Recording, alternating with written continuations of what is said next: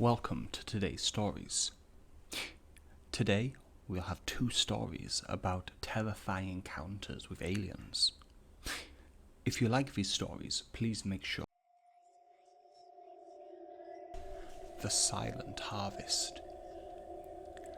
The night was calm and eerily still when the first signs of something amiss began. Evelyn and Mark, a young couple, had decided to spend their summer vacation in a secluded cabin deep within the woods. The nearest town was a mile away, and the only sound that reached their ears was the occasional rustle of leaves and the distant hoot of an owl.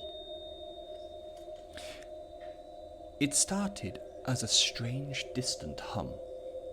Mark, ever the skeptic, brushed it off as the wind. But Evelyn felt a chill run down her spine. She could sense something was wrong. As the night deepened, the hum grew louder, more insistent. It became a throbbing pulse that seemed to emanate from all around them, shaking the very ground beneath their feet. Evelyn and Mark exchanged uneasy glances, the unease in their eyes mirroring each other's fears. Maybe it's just an earthquake, Mark suggested, though he didn't sound convinced. Evelyn shook her head. This was different, more insidious. Suddenly, the lights in the cabin flickered and died, plunging them into darkness. Evelyn stifled a scream as Mark fumbled for the flashlight. He finally managed to turn it on. The beam of light revealed a sight that made their blood run cold. A tall, slender figure stood at the edge of the clearing. Its eyes glowed, a sickly yellow in the darkness. Its skin was a mottled grey, stretched tight over a skeletal frame, and its fingers ended in long, razor-sharp claws. The creature seemed to shimmer, as if it was not entirely there. Mark tried to speak, but no words came out.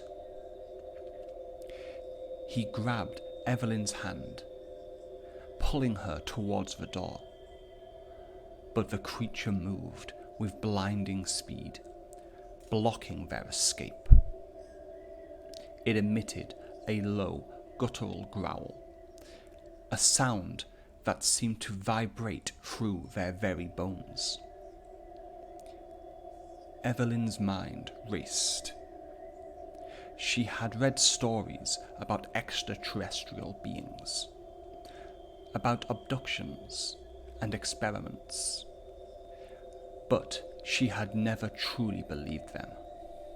Now, faced with this nightmarish creature, she had no choice but to accept the horrifying reality. The creature raised one clawed hand, and with a swift, precise motion, it slashed through the air.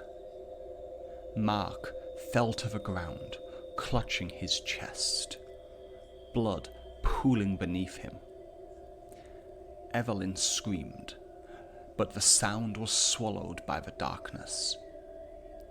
As she backed away, she tripped over a loose floorboard and fell, her head striking the edge of a table. The world spun around her, and she felt a cold hand close around her ankle, dragging her forward towards the door. She fought with every ounce of strength she had left, but it was no use. The creature's grip was unyielding, its strength unimaginable. Through the haze of pain and terror, Evelyn saw more figures emerging from the woods.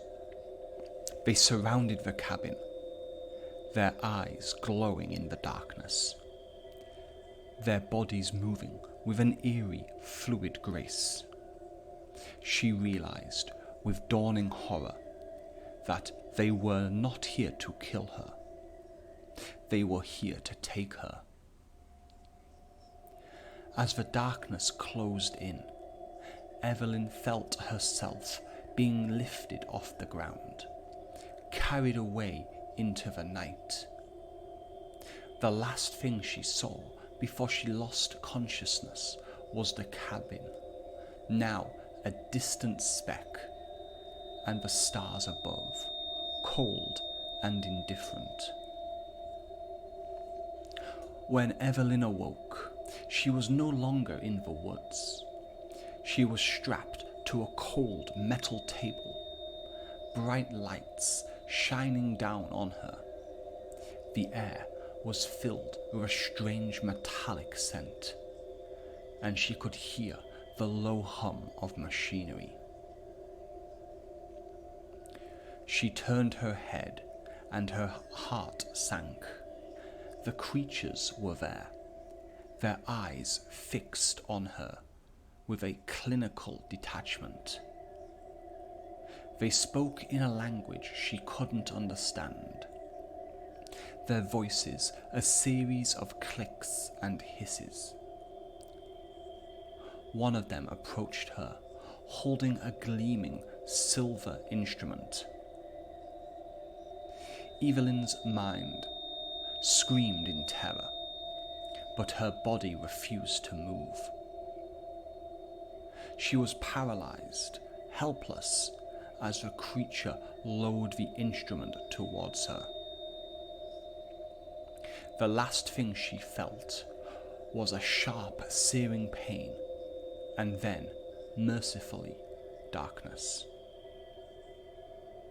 Back in the cabin, the sun rose on an empty clearing. The birds sang, and the wind rustled the leaves.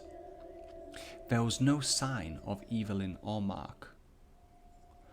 They had vanished without a trace, leaving behind only a faint, lingering hum of the alien machines and the memory of their terror etched into the very fabric of the woods.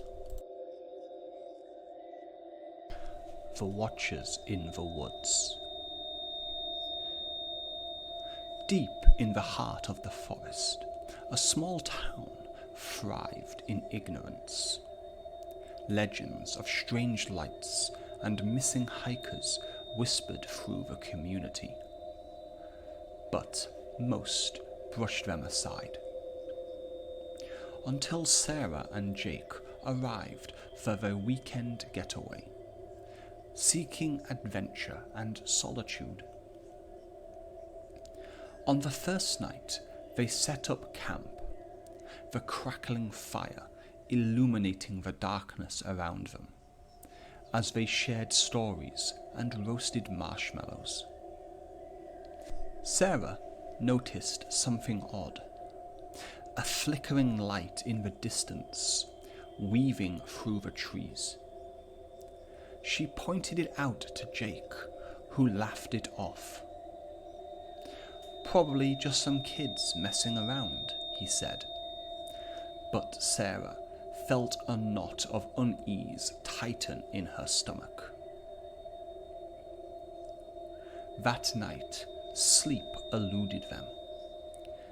Every rustle of the leaves and snap of the twigs felt ominous. Around midnight, the strange light returned, more pronounced now, dancing just beyond the tree line. Sarah could swear it was moving closer, pulsing in sync with her racing heart. "Let's check it out," she suggested, her curiosity overpowering her. Reluctantly, Jake agreed, and together they crept toward the glow, the darkness enveloping them like a shroud. As they approached, the light morphed into a series of glowing orbs, hovering in the air like watchful eyes. They floated silently, illuminating the surroundings in an eerie blue hue. The air grew thick with tension, a palpable energy that made the hairs on their arms stand on end. "Maybe we should go back," Jake whispered, but it was too late. The orb began to swirl, forming a vortex of light that drew them in. Suddenly, a deafening silence fell over the forest, and all sounds of the night vanished. Before they could react, the orbs shot forward, engulfing them in a blinding light. Sarah felt a searing pain in her head, and then darkness. When she awoke, she was alone, lying on the forest floor. Panic set in as she called out for Jake, her voice echoing in the stillness. There was no response. With trembling hands, she searched the ground for any sign of him, but found nothing, only a faint metallic residue where they had stood. As she staggered back towards the campsite, the weight of dread crushed her. The fire was still smouldering, the tent untouched, but Jake was gone. A chill swept through her, and the oppressive silence felt suffocating. Hours passed, or maybe it was days. Time lost all meaning. She searched the woods, calling his name, her voice cracking with desperation. Each shadow seemed alive, watching her, waiting.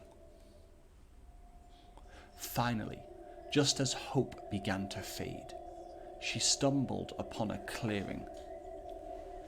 In the center stood a grotesque figure, towering and pale, its elongated limbs twisting unnaturally. It was surrounded by the same orbs, now pulsating rhythmically. The creature turned its hollow eyes towards her, and she felt a deep, penetrating fear. She backed away, but the creature raised a hand. The orbs converged, forming a barrier that trapped her in place. She could hear Jake's voice faintly, calling her from a distance. The sound warped and faded, swallowed by the darkness. "Sarah," it was a whisper laced with pain. "Help me." With a surge of adrenaline, she lunged forward, but the barrier pulsed violently, sending her crashing to the ground. The creature moved closer, its form shifting as if studying her. A low, vibrating hum filled the air, resonating deep within her chest. In that moment, she realized the truth. The creatures were not just watchers, they were harvesters, feeding on fear, on despair. They were the darkness that thrived in the shadows, and now they had claimed Jake. "No!" she screamed, desperation clawing at her throat. Suddenly, the barrier flickered, and she caught a glimpse of Jake, bound in a shimmering light, trapped in a void between worlds. Their eyes met, and in that instant they shared a silent understanding. This was no ordinary forest. This was a realm of nightmares. With renewed determination, Sarah fought against the invisible chains binding her. She focused on Jake, on the love they shared, and with a final surge of willpower, she shattered the barrier. The orbs exploded in a burst of light, disorientating the creatures momentarily. Sarah lunged for Jake, grasping his hand as he was pulled from the void. And together they plunged into the forest, the darkness pursuing them relentlessly. They ran until their lungs burned, the howls of the creatures echoing behind them. The forest became a maze, branches clawing at them like grasping hands. Just as hope began to fade again, they broke through the tree line and into the daylight. But the cost was heavy. Jake was different, haunted. They made it back to the town, but the whispers had changed. People spoke of 2 lost souls in the woods. Their story, a mere echo of the dark truth. The forest never truly released its grip. Sometimes, in the dead of night, Sarah swore she could hear the humming. And Jake? He would often stare into the shadows, lost in a world only he could see. The Watchers forever lurking just beyond the trees. Thank you for listening. Please like and subscribe for more videos from the narrator.